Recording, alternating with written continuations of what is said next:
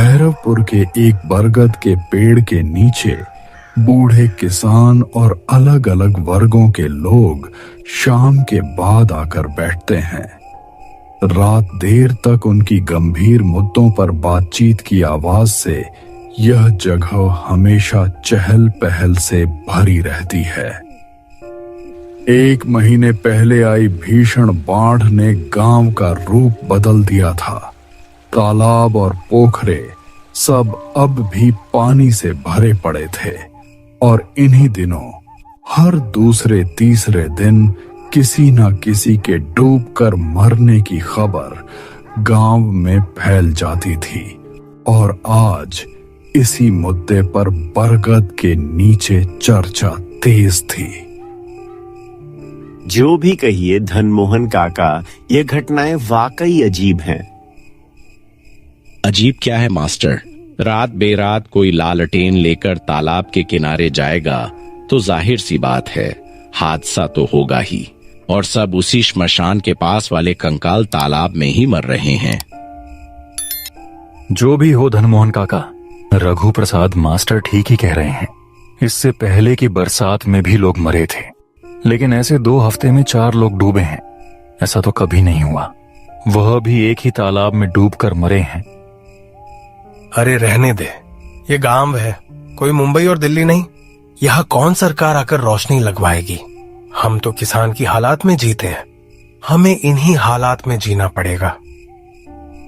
फिर भी काका, ये सोचने की बात है कि पूरा भैरवपुर झील और तालाब से भरा है, लेकिन सब मौतें उसी एकमात्र कंकाल तालाब में क्यों हो रही हैं?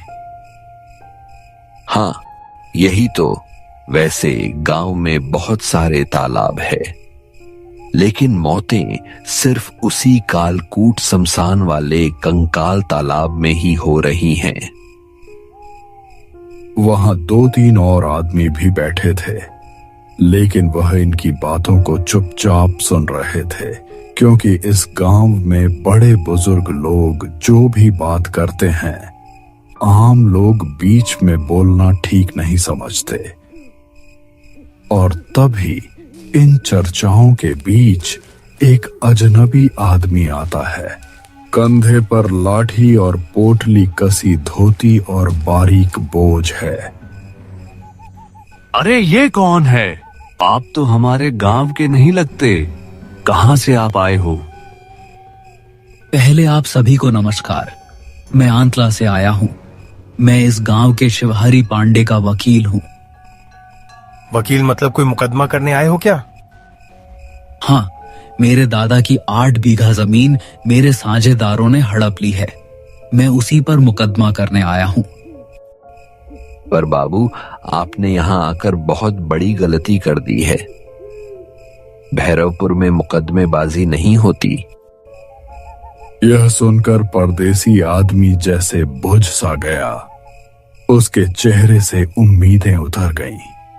वो पूरी तरीके से उदास सा हो गया। अब क्या करूं? मैं और कोई दूसरा काम करने तो आया भी नहीं हूं।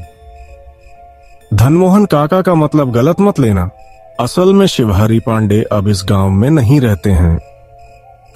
अरे ओ छोटे लोग हमारे बड़ों के बीच क्यों बोल रहा है बाबू? हम तो बात कर रहे हैं ना, दिख नहीं रहा तुझे? विक्रम उदास और परेशान चेहरा लेकर सबकी तरफ देखकर बोले, मैं बहुत दूर से आया हूँ। क्या आज की रात किसी के घर ठहर सकता हूँ? बहुत बड़ी मेहरबानी होगी। जरूर, आप चाहो तो। क्या है वो रास्ता? जी बताइए। शिवा पांडे पास के निकुंजपुर गांव में रहते हैं। तुम चाहो तो वहां उनके पुराने घर में रुक सकते हो, लेकिन याद रखना कालकूट श्मशान के पास बिल्कुल मत भटकना, समझे क्या? श्मशान के पास के तालाब में भूत और आत्मा रहते हैं। उसके लिए अब मुझे सहानुभूति दिखाने की जरूरत नहीं। मैं घोड़े पाल का लड़का हूँ। भूत प्रेत आएगा तो उसे एक थप्पड़ मार के सुला दूंगा। यह कहकर परदेसी नाराज होकर पांव पटकते हुए रास्ते पर निकल पड़ता है। सब लोग उसे जाते देखते रहे। धनमोहन काका, क्या आपने ठीक किया? अगर वह परदेसी आदमी सचमुच मर गया तो पूरे गांव का नाम बदनाम हो जाएगा। सुना नहीं, वह गोरे पहलवान का बेटा है।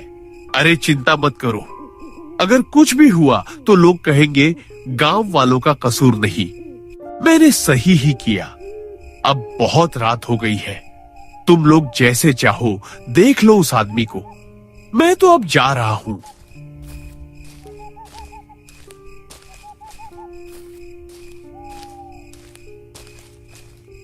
मामला ठीक नहीं लग रहा। वो आदमी परदेसी है। अगर कुछ हो गया तो हम गांव वालों को कैसे सफाई देंगे? हाँ, सही कहा। मैं क्या कहता हूँ, क्यों ना हम वीर सिंह काका के पास चले क्या? सभी ने इस बात से सहमति जताई और वहां से सभी उठ खड़े हुए। सब लोग बीर सिंह काका के घर की ओर रवाना हो गए।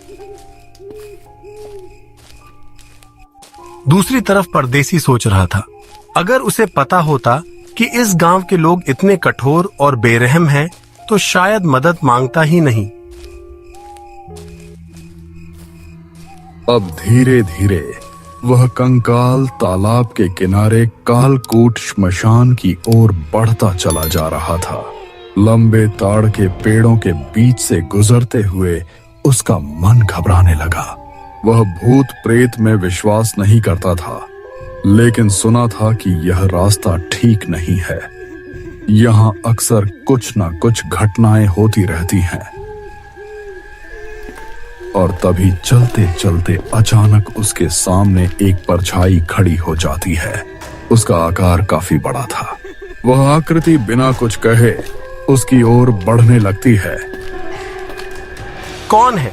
कौन हो तुम? हे भगवान, बचाओ मुझे, बचाओ कोई। वो चीखता है। उस दानव ने अपने लंबे हाथ से विक्रम को पकड़ लिया। विक्रम डर से पत्थर सा जम गया। वो राक्षस उसे खींचते हुए कालकोट श्मशान की ओर ले जाने लगा और उस समय श्मशान से एक रहस्यमयी आवाज भी गूंज रही थी। ले आओ उसे, ले आओ, आजा आजा, लेकर आओ उसे। उधर मंदिर से वीर सिंह काका बाहर निकले। रघु प्रसाद मास्टर और उनके साथ 2-3 गांव वाले उनके सामने खड़े हो गए।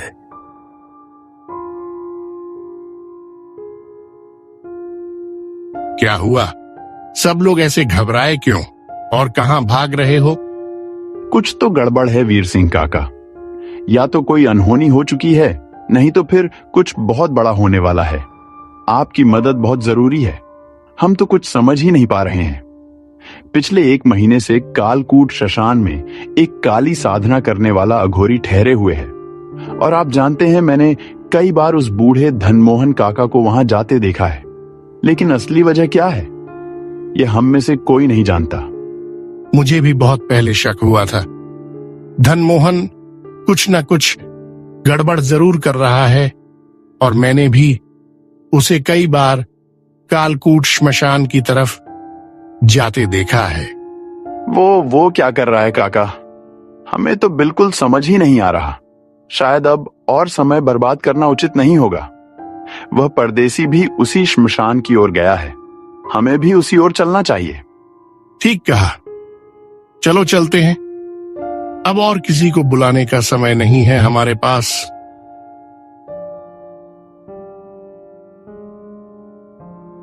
सब लोग कालकोट श्मशान की ओर चल पड़े। उन्होंने ठान लिया था कि जब तक रहस्य नहीं सुलझेगा वे सभी वापस नहीं लौटेंगे।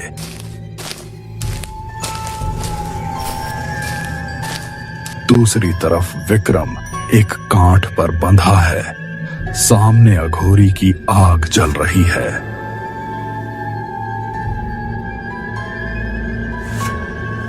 अरे जाग गया रे तू, अब तेरी आखिरी नींद का समय आ चुका है। नाम क्या है तेरा? वैसे आप कौन हैं? मुझे छोड़ दो, मैं तो इस गांव का भी नहीं हूँ। मेरा परिवार बर्बाद हो जाएगा। चुप! तुझे बलि चढ़ाए बिना मेरी साधना पूरी नहीं होगी। हे आजा, काट इसको, रेत इसका गला। क्षण भर में अंधेरे से वह भयंकर राक्षस फिर से बाहर निकल आया और उसके हाथ में एक विशाल तलवार थी। उसका एक एक कदम मानो मृत्यु का साक्षात रूप प्रतीत कर रहा था।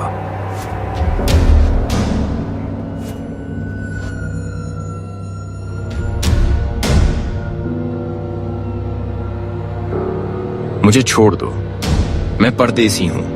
मेरा परिवार उजड़ जाएगा, मेरा जीवन नष्ट हो जाएगा। इतने में धनमोहन काका भी वहां पहुंच गए। उनका चेहरा अब इंसान से ज्यादा पिशाच जैसा लग रहा था।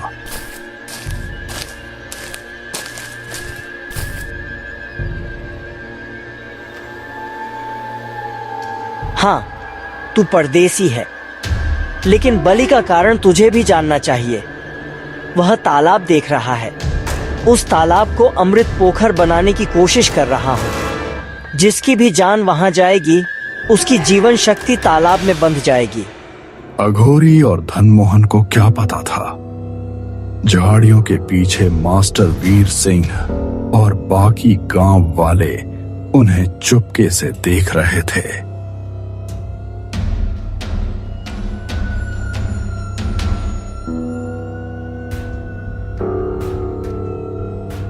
हर अमावस को उस अमृत पोखर में डुबकी लगाकर मैं पा सकता हूँ। लंबी उम्र जीवन बहुत बड़ा भोग है रे। यदि अमृत पोखर की साधना पूरी हो गई तो इस बार की अमावस्या में मैं पा लूंगा अमृत का वरदान। बस बहुत हो गई तेरी बकबक, अब मैं साधना पूरी करता हूँ। जय काल पिशाच, जय काल पिशाच। ओए मेरे चेले, अब तू अपना काम कर, खत्म कर इस ठोकर को। इतना कहते ही राक्षस विक्रम का गला काटने जा रहा था। विक्रम कांपते हुए आंखें बंद कर लेता है, लेकिन तभी झाड़ियों से एक चलता हुआ मशाल राक्षस के सीने पर आ गिरा। उसका पूरा शरीर आग में झूलस उठा।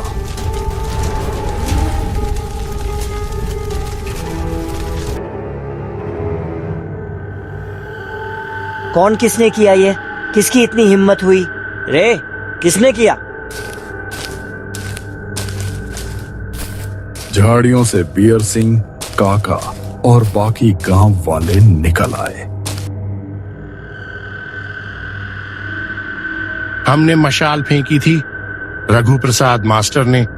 धनमोहन लालची बूढ़े, तुझे अब भी भोग का लालच गया नहीं। अघोरी के साथ मिलकर तू यह कुकर्म कर रहा था। कितने लोगों की जानें ले ली तूने? हाँ, कर रहा था। तो क्या मैं प्रकृति के नियम से मरना नहीं चाहता? मैं अमर होना चाहता हूँ। अमर अमर रहूंगा मैं। रघु प्रसाद मास्टर ने विक्रम का हाथ खोला। विक्रम का हाथ खुलते ही वो गुस्से से लाल होकर धनमोहन की तरफ बढ़ा। इसे क्यों छोड़ा? यह मेरा शिकार था। मेरी साधना अधूरी रह जाएगी। उसकी बात पूरी भी ना हुई थी कि गांव वालों ने उस अधोरी बाबा को पीट पीट कर मार डाला। वीर सिंह काका जी, इस धनमोहन को मेरे हवाले कर दीजिए। इसे और जीने का कोई अधिकार नहीं। आज मैं इसको मौत के घाट उतार के ही रहूंगा। रुको, ऐसा मत करो। रुको नहीं, इसे मत मारो। यह मृत ब्रह्म राक्षसों की आत्माएं हैं जो उसे नियंत्रित कर रही हैं।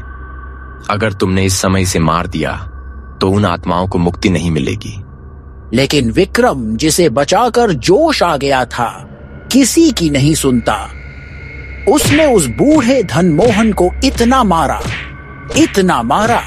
कि मार मार कर मार डाला। वीर सिंह, रघु प्रसाद और कुछ और लोग रोकने की कोशिश करते हैं, पर विक्रम ने किसी की बात नहीं मानी। तो इस तरह भैरवपुर गांव ने अपनी आंखों से देखा कि धनमोहन कैसे तांत्रिक के साथ मिलकर गांव वालों के साथ काली साधना कर रहा था, जिसकी सजा अब उसे मिल भी गई। लेकिन अब गांव वालों ने कसम खाई कि अब कोई भी रात में श्मशान की ओर कदम नहीं रखेगा। और इसी के साथ आज की कहानी यहीं समाप्त होती।